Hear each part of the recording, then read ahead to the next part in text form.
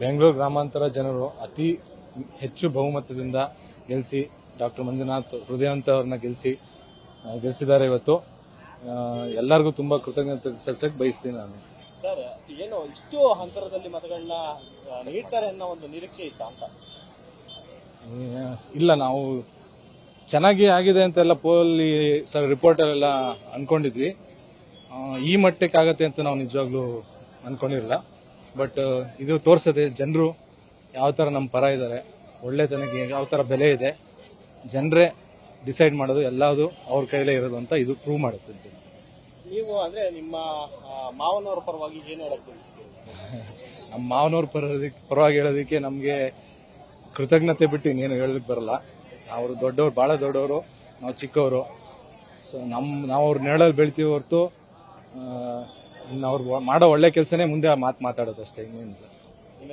ನಮ್ಮ ಹೆಸರು ಶ್ರೇಯಸ್ ಅಂತ. ನ್ಯೂಸ್ ಫಸ್ಟ್ ನಿರ್ಭೀತಿಯಿಂದ ನಿಮ್ಮ ಪರವಾಗಿ.